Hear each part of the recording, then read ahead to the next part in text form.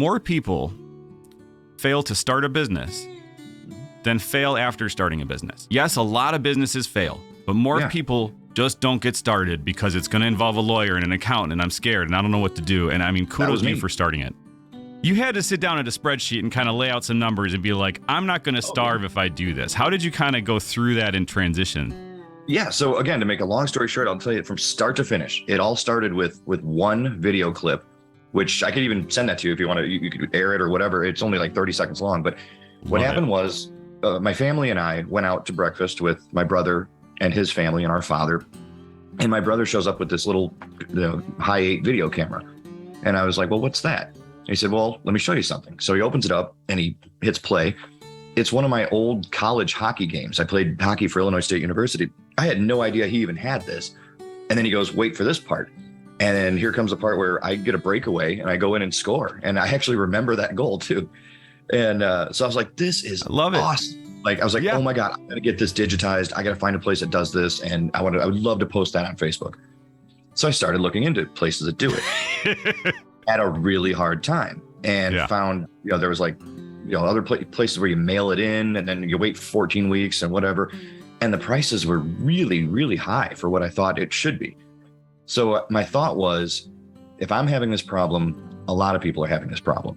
So what would it take for me to get whatever equipment I would need to do this? And if I had the lowest prices around, and that was one of my best selling points, and fast turnaround time, because everywhere else took forever. So I'm like, there's got to be a market for this.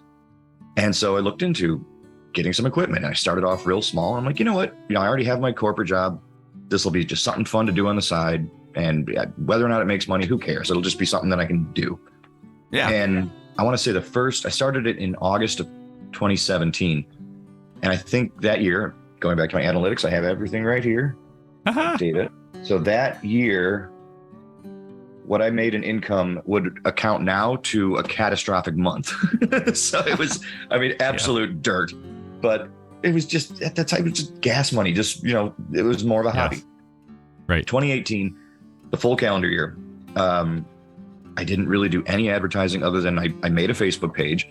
And I would occasionally make a Facebook post like, oh, hey, you want your tapes digitized, whatever. And just words at that point, probably. Maybe not even a picture or like a random photo you're taking. You're still like entry-level posting at this point, a couple days old on your page. I think I had one setup where I could record or digitize one tape at a time. And then, so that next calendar year, again, I made what would now be a catastrophic month. So just because I didn't put a whole lot of effort into it.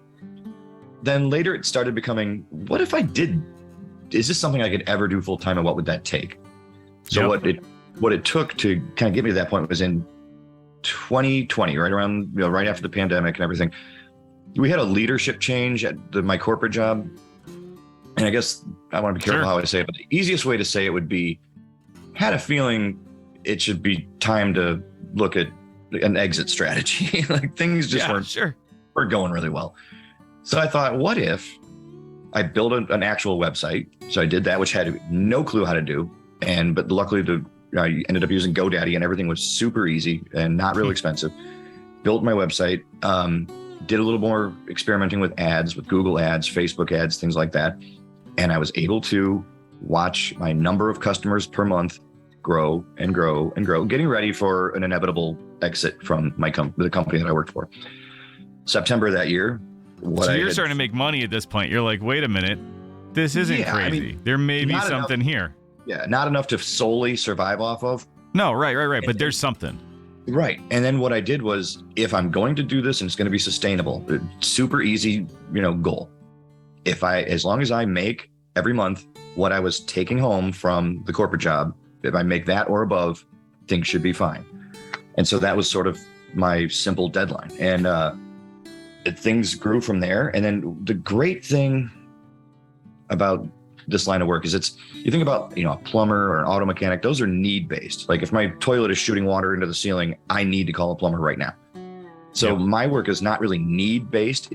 It can be if, for example, we've had sometimes somebody needs like a video made for a celebration of life and the service is on Saturday. Like, oh yeah, okay, I need to get on that right away. But there's an emotional tie to what this business is, because people, like you said, your first video from sales or whatever.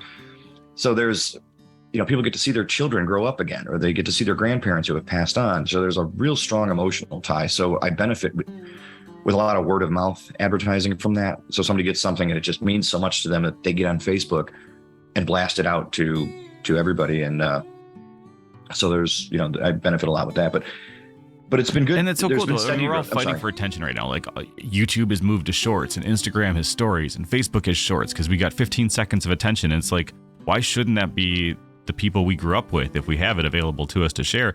People are sharing pictures of themselves all the time of eating food and whatever. Why not share like, hey, this is back in the day, something cool that happened of even people who aren't here anymore. It's kind of cool to kind of remember that we captured this in time. So I don't know. I really appreciate what you're doing, man. I think it's a really cool service. I'm glad you just, jumped in and said, I'm going to do it. I love that you're able to like replace your full-time income, and how you kind of thought about, well, I got to let it teeter and teeter and teeter until the switch.